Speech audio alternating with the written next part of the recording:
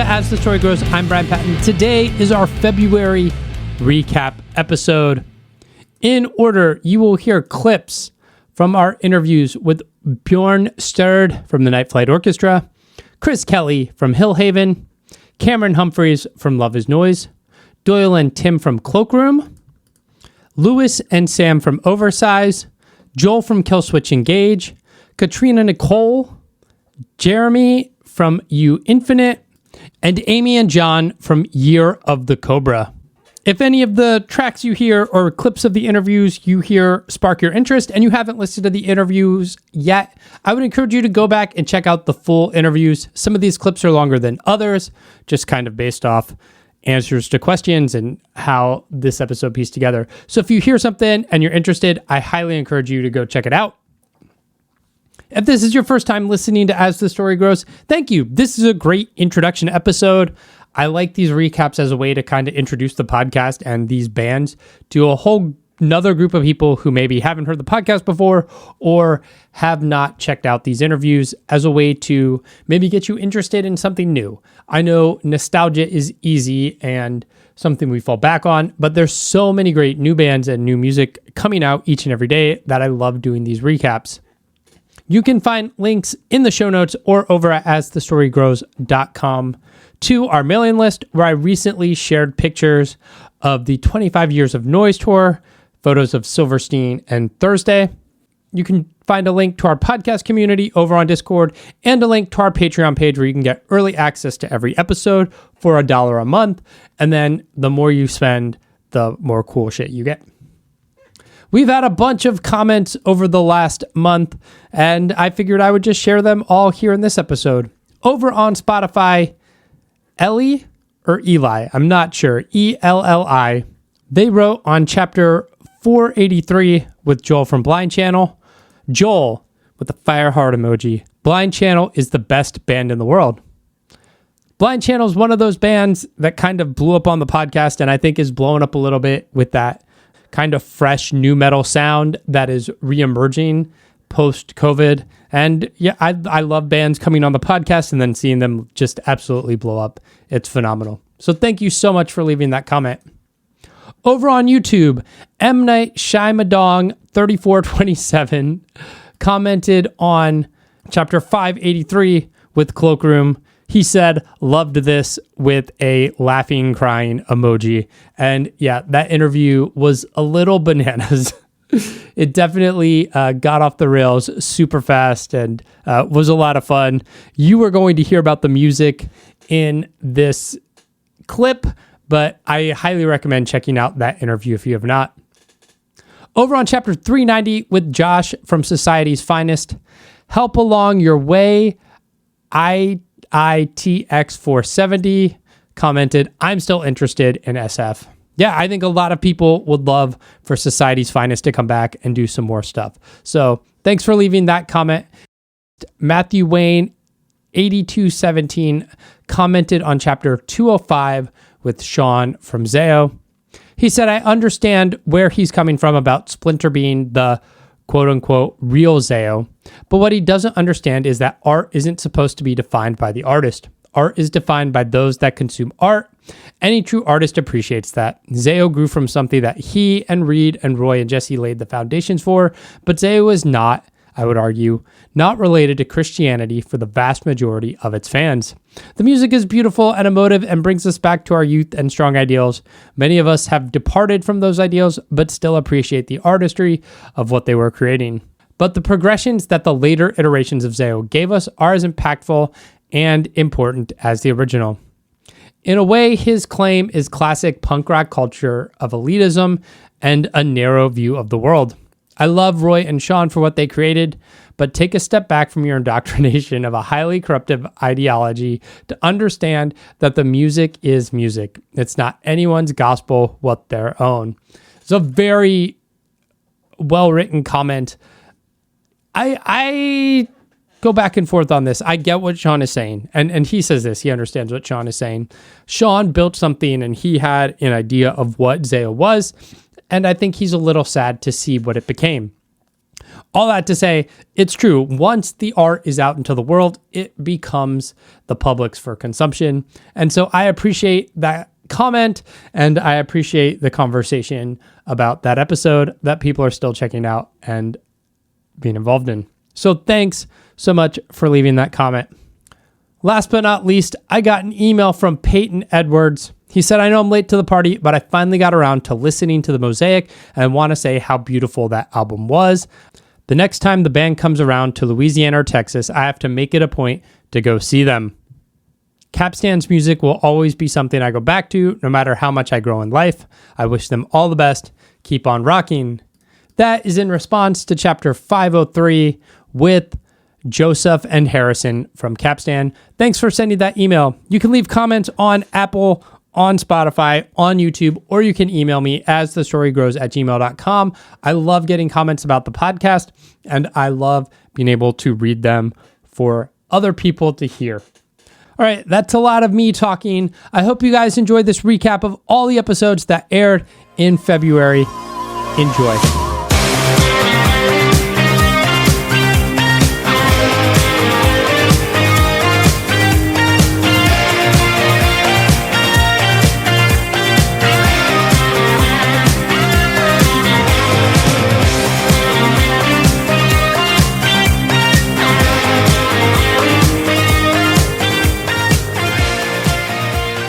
Because you're open to a lot of music, you're here to talk about the new Night Flight Orchestra record. How did this project get started? What made you want to, playing in Soilwork and these other metal bands, decide to do something more in a kind of classic rock vein? At least that's what the band originally was. Sorry. Yeah. No, I mean, after a while, being in Soilwork, I wanted to try out something completely different, and I had other side projects like Terror 2000, which was thrash, so it was not too far up from what Soilwork was doing. And I guess when I met David Anderson for the first time, and when he was the session guitar player for Soilwork on a North American tour in 2007, he kind of gave me the encouragement and sort of the idea of we bonded so much over like 70s and 80s music, and we wanted to create a band that would be sort of like a soundtrack of being on the road, so the seed was planted there in 2007, but we didn't get together and found the right members until 2009. And, we got together for the first time rehearsing and jamming. And it's like, it was something really magical happening right there and then. It made me really, it was a whole new,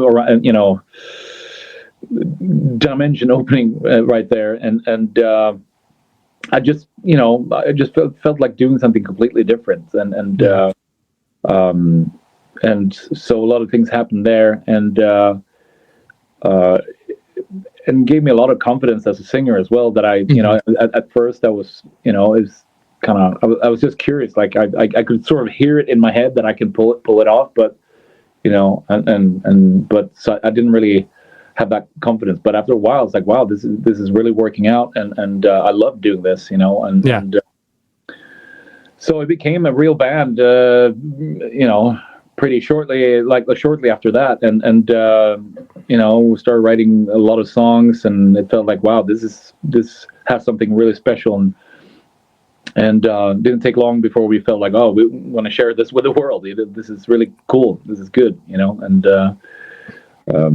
But I mean, we're really all over the place, and it's like coming from the metal world, that it was kind of hard to find labels. Like, oh, well, you guys are in death metal bands. Why are you doing this? It's like, right. Yeah, no, I mean, after a while, I think people realized that we were really sincere about it. It was not like a vanity project. Like, I mean, look at us, we can sound like Foreigner in 1978. It's like, it's so much more than that. And, yeah. Multi-layered, and so we managed to evolve a lot and develop the band, and thankfully we got labels believing in us. Started with an Italian label called Corner Records, and then Nuclear Blast picked us up. We stayed with them up until now, and we signed with Napalm Records after our deal with Nuclear Blast ran out. We wanted to try something different, so yeah, it's been an interesting journey. It's And I feel like what's really cool about this band is that we can almost move between genres and it's still making sense, you know. Yeah. And we're sort of tying everything together. And it is classic rock or AOR, but it's very diverse still, I think. Yeah. It's kind of like anything goes band, and it makes it, you get really high on that fact that you can do whatever you want, and most of the times you manage to tie it together.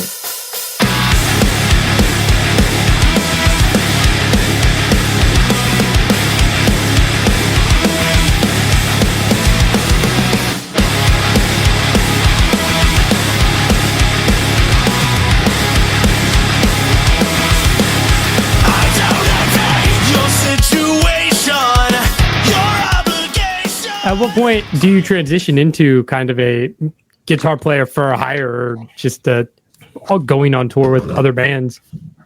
Yeah, that was like, I feel like my entire career has been just right place, right time. Like to me, it feels like pure luck. Obviously, you know, like other people, like, you know, friends and family, or like, you know, when you say stuff like that, they're like, what are you talking about? Like, you know, like you worked really hard or whatever. I'm like, yeah, like, you know, like I learned how to play guitar, and like I got decent at writing music, you know, in my own opinion, you know, but like I never felt like I did anything, you know what I mean? Like when I was in college, I went to college because that's just what was expected of me. And so I went for audio engineering at a school that no longer exists. So you can imagine how useful that is. But at the end of my program there, I had to get like internships. And so I knew that there was this studio out in Lancaster, called Atrium Audio, that did, you know, like metalcore bands and stuff. And so I got an internship with them out there. And, that's where I met Ricky, who's now in Hillhaven, obviously, and, you know, he's more known as being the guitar player in Ice Nine Kills. At the time he was, he's in his own band called Hawk too. But at the time, Hawk was a band called This or the Apocalypse. It was like an OG, like metalcore band. Yeah. And I met him at that internship. And then the first tour that I ever did was filling in as the guitar player for This or the Apocalypse. It was the last tour they ever did under that name. By all accounts, it was not a good tour, but to me, it was like looking back on it now, it's like the band knew they were rebranding, so they didn't print any new merch, so they didn't really sell anything, you know, and we were direct support on a tour. The headliner was Sleeping Giant, who, I mean, total sweethearts, but like Toto was not a Christian band. Sleeping Giant is very much a Christian band. Oh yeah. And all the other bands on the tour were Christian bands. And I mean, again, some of the nicest people in the world, and some of like lifelong friends to this day, like Daniel Gailey, who now plays for Fit for a King. His band Phineas was one of the openers on that tour. Silent Planet was the opener on that tour, and that was, you know, before they even signed to Solid State. When they were still just a baby band. There was this band called Those Who Fear that played right before us, and the guitar player Luke is now in Lakeview, and the bass player, I think he was playing guitar for them. He's now the bass player of Gideon, is Caleb. Okay. So like so many people from that tour just like went on to do like insanely sick shit. But like we were the oddball on that tour. Like we were like literally the black sheep, and not amongst the bands. The bands were super accepting, but you know, the Christian metal scene is like very like tightly. It's protective, you know, and so like we would be at the merch table, and kids would be like, oh, like I haven't heard of your band. Like I really liked your stuff. And we're like, oh, thanks, man. And they're like, so are you guys a Christian band? And we're like, nah, like, you know, we're cool with it, obviously, but like we don't, you know, like we just don't. We're not in any like particular lane. And they would just be like, oh, and then they would just kind of like back into the crowd, you know, like not mind their t-shirt. Yeah, right. Exactly. So, you know, and like, you know, the van broke down a bunch of times, and we had to, you know, sleep on people's couches, and like, but like that was, to me, I was just on tour. Yeah. You know what I mean? It was like the only thing that I ever wanted to do. And it was like, it still is just some of the fondest memories that I still have of touring, was just being in the back of that van for, you know, hours on end, and just, you know, goofing off, you know, and And then after that, I wound up starting a band called Galactic Empire.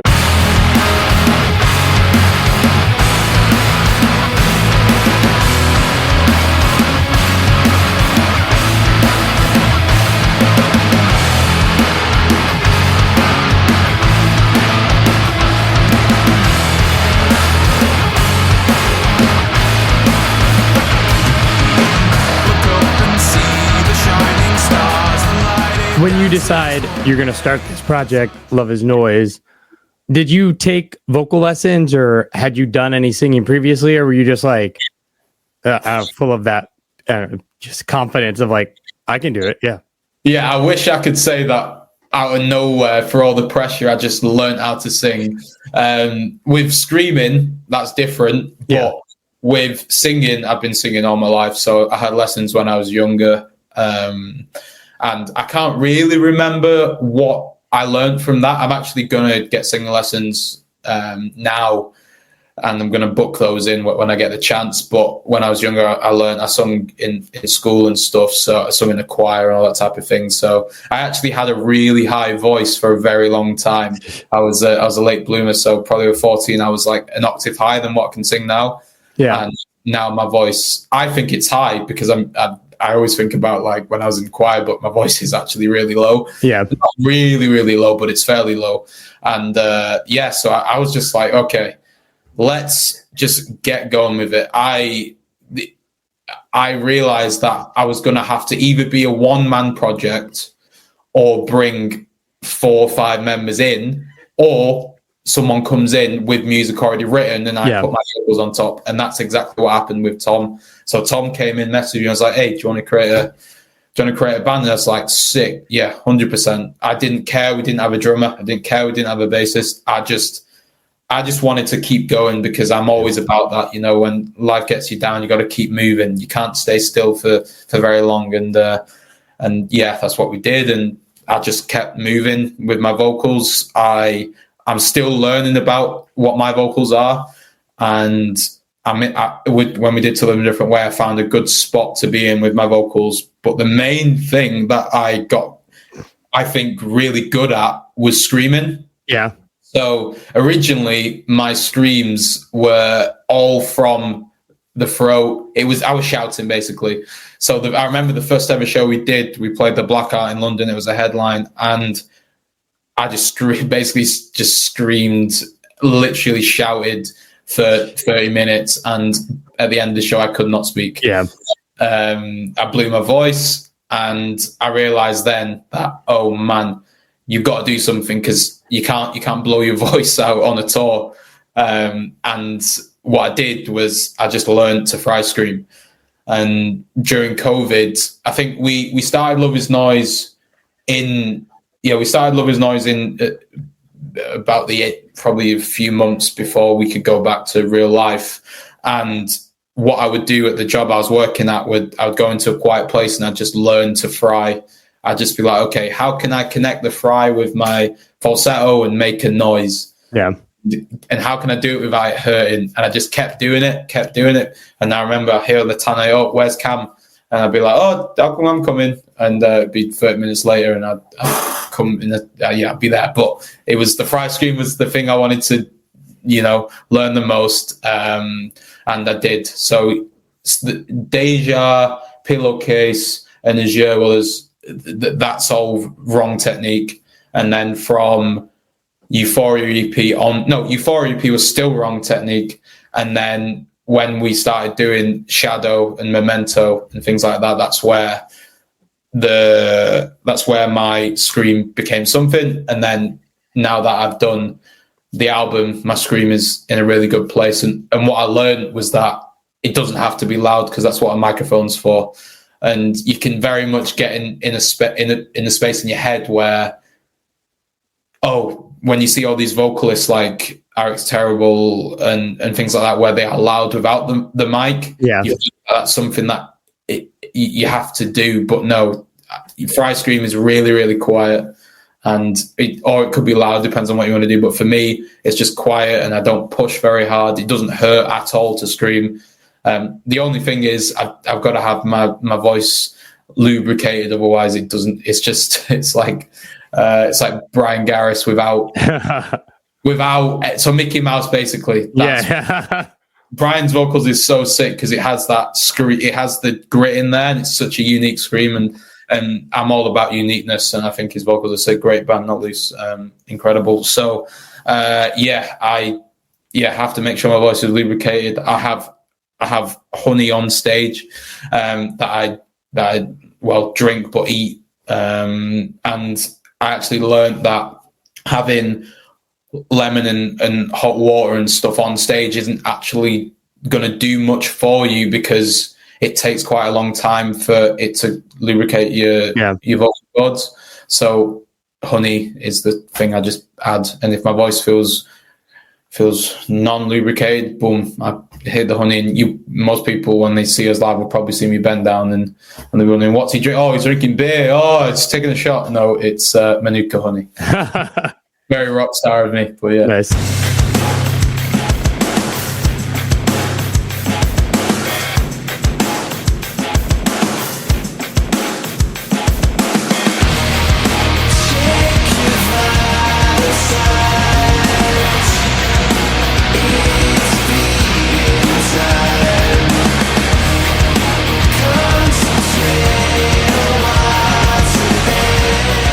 You talked about, like, you know, your love of emo, but what was really influencing your sound? I mean, going back and listening to the old stuff, there's this slight progression towards more shoegaziness, but that's always been there in the band. I think, you know, there's a lot of bands like, you know, Smashing Pumpkins or like your Jimmy Eat World, just like nostalgic bands that we had always loved. And I think that kind of was a good starting point. We never wanted to sound like those bands, but we kind of obviously enjoyed what they were doing. And not even like obvious albums, were like back catalog sort of stuff. Yeah. And that kind of set the mark for, like, I don't know, you when you start a band, you don't necessarily, it takes a few goes, right, to understand what you want to do. It certainly wasn't, we just all started playing instruments, and it was, you know, it was a process, wasn't it? Yeah, and I think we kind of had, you know, like Sam said, like Sunny Day Real Estate, Smashing Pumpkins, Jimmy Eat World, those kinds of, you know, super successful mainstream and like bands that write absolute anthems, but are still like fringe type. They're really cool with like certain scenes still, and they're still tied to certain scenes.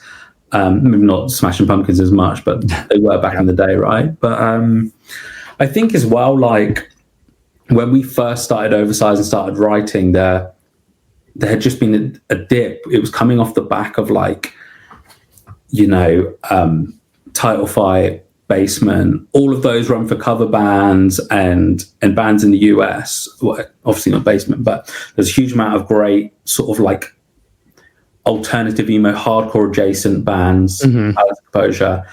And like when we started writing, there was kind of, it died down. Basement stopped playing shows. Title Fight were on hiatus. Like there was nobody, certainly not in the UK, nobody really making sort of hardcore adjacent melodic music. And we just kind of saw a spot, but we I'd say we're more influenced by older bands than that sort of generation of that, but kind of appreciated that space that those bands had carved out in the scene for sure.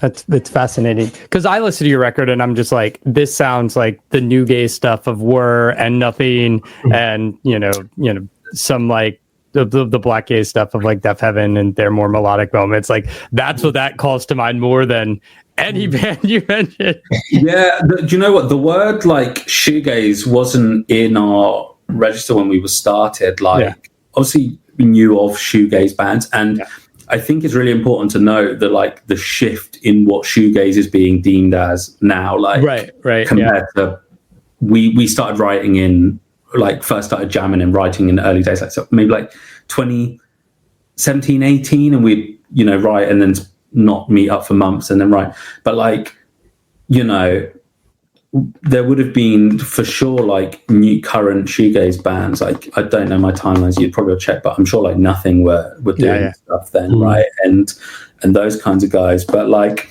the word shoegaze wasn't being bounded around, and like I don't think we would straight up call ourselves a shoegaze band either. It's kind of like a term that we've had tagged onto us. Like, don't get me wrong, we're sort of like playing to it. It's become quite an easy identifier for people to realize what kind of music you are now. So it seems silly to sort of like completely discard it.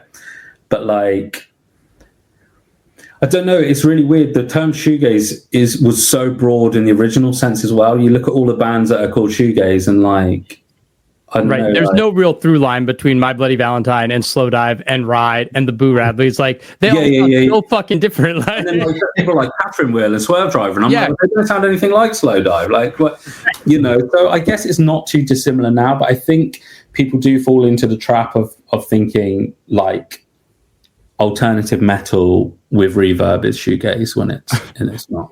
I'll go down that hill. Deftones aren't a shoegaze band. You can come at me. And, you know.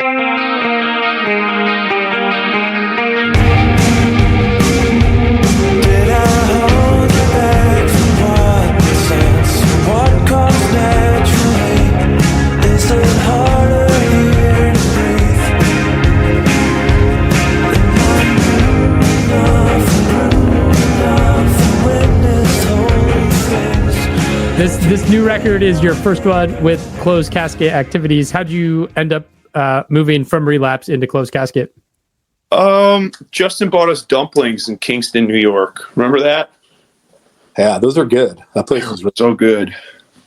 And he's just a friend, you know. He runs a really tight ship. I think he just got another employee now, so I think there's 3 people that work there.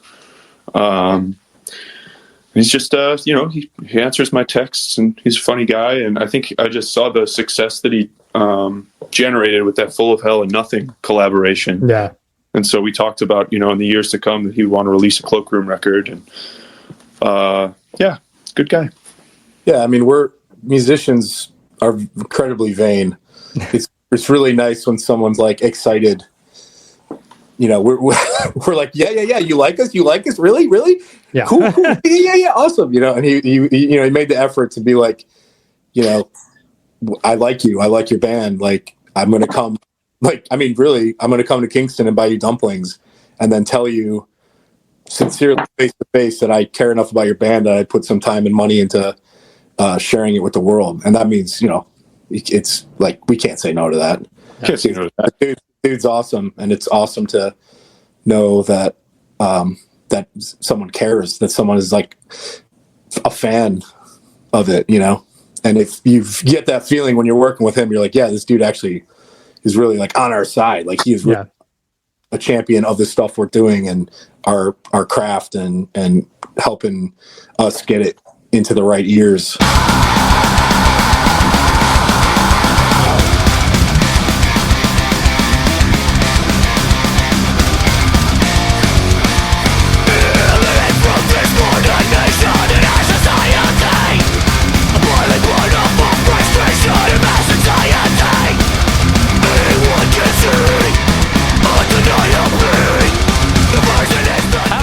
How has that writing process changed just with technology and people moving away? Like, I mean, were you a band that like, I mean, like so many of us sat in a shed or a room together and jammed it out until the record was complete? Yeah, I mean, we used to do this stuff like that, and then it's just become so easy with like home recording and stuff like that. Everybody started just writing their own songs, and Adam and Justin in particular, those guys tend to kind of just bang out tunes. They're really, prolific writers. I think Mike and I do better when we have the other guys to throw ideas off of, you know. So I always write, hey, check out these 2 riffs. I don't know what to do next. Yeah, that's me. But but yeah, it's kind of cool. We just kind of throw ideas at each other. And this time around, writing this new record, we did actually rent a spot and we jammed for a couple of weeks together. And so at least some of the tunes were kind of pieced together that way. That's cool. At what point did writing in earnest kind of start for this album? And I can't even remember. It's probably close to 3 years ago at this point. 2 or 3 years ago. Yeah, it was a long time. Yeah. Long time. Because Killswitch has reached this level of fame or whatever, like status, there's the good thing of like you get to make music for your living, but also that comes with the pressure of you have to make music for a living. Like, how much does that play in your head when you're writing? Like, we have to do the Killswitch thing. We have to write a hit. We got to write a single. Like, how much of that is in the back of your head when you're writing? Try not to let it get into my head, but I definitely sometimes get stressed out of it because I play guitar all the time. But yeah, then when it sounds like, oh, I'm gonna write some riffs, and then nothing, and or I come up with something one night and like, oh, that's awesome, and I don't record it, and then I just forget it. So it's it's always weird, man. I think you gotta not let it get in your head and just try to have fun with it and play stuff that you like, and that's really all that we try to do is write songs that we like, and that everybody's kind of a tough filter, I think, in this band because like there's always somebody that notices something that's crappy about something. No, we got to get rid of that part. We got to do this. We got to can that song. We don't like that lyric. That riff sucks. It's like so. There's always people, chopping it apart.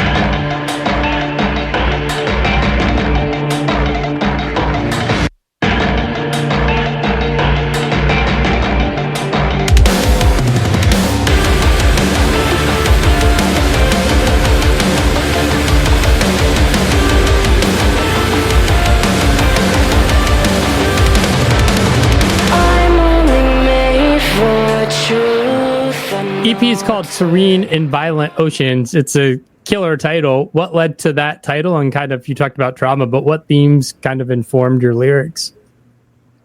Yeah, so even from months leading up to my first day in the studio, I thought about a lot of things that were really bottled up for me. Mm-hmm.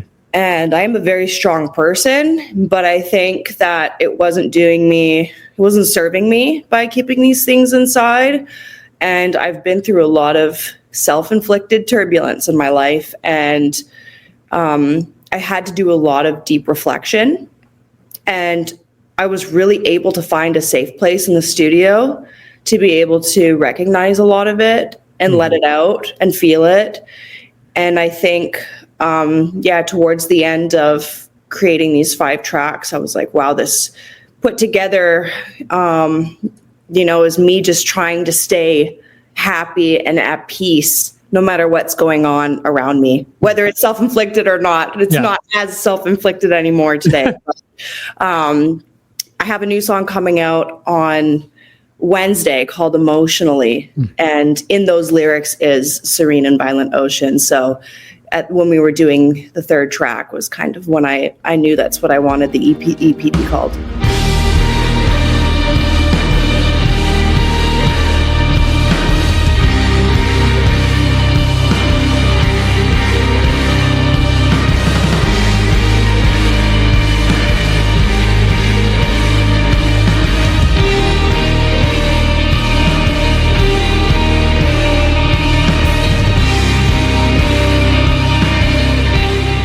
There's a quote from you, at least I'm credited to you on Wikipedia from like 2009, talking about like being a part of the post-rock genre. You said it can be aggravating. I think after this new album comes out, a lot of people are going to stop talking about us in this way. Was it just like, I know at that time, if you were an instrumental band, you kind of got dropped into post-rock, regardless of what you sounded like. Sure. Right? Just like, you don't have vocals, you're a post-rock band.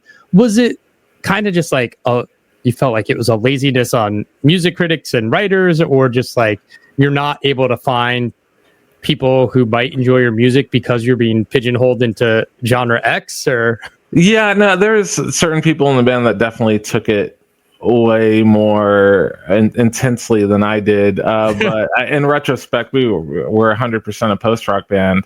But I don't know. I think that for us, like at the time, we would have a lot of, we weren't at the point in our careers where we could really choose who we toured with and like have open for us locally and what have you. So we would hear a lot of bands that just were copying, the formula that made whatever other band successful in the genre at the time successful.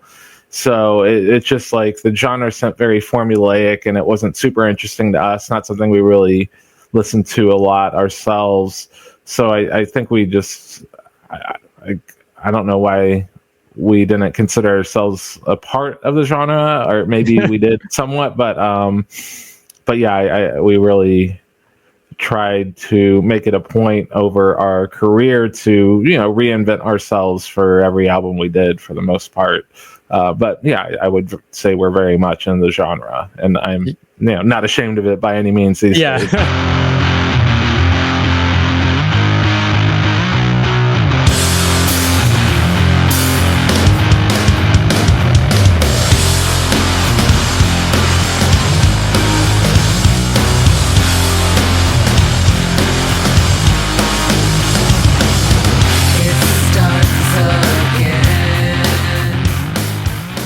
You said you met in LA, but what was the moment where you kind of met, and what was the genesis for like, we should make music together? Well, we met on Halloween. Both of our bands were playing the same show. So we met in the parking lot. And then we went inside, loaded in, and then put on our costumes. And then I didn't talk to John for the rest of the night because I didn't recognize him because he was dressed up as which guy from the Beastie Boys? MCA from the Beastie Boys Sabotage video. So yeah, so he had a wig on and stuff, and I couldn't find him for the rest of the night. And then we played another show like 2 weeks later. We just happened to be on the same bill, and then we started chatting. We didn't really start writing music together until we moved to Seattle because we were in our own bands and doing kind of our own stuff. He filled in for my band because our drummer went to prison for like a year. So we played music together for a short period, but it wasn't until we moved to Seattle and we were like, we don't really know anybody. Let's go. We just jam together.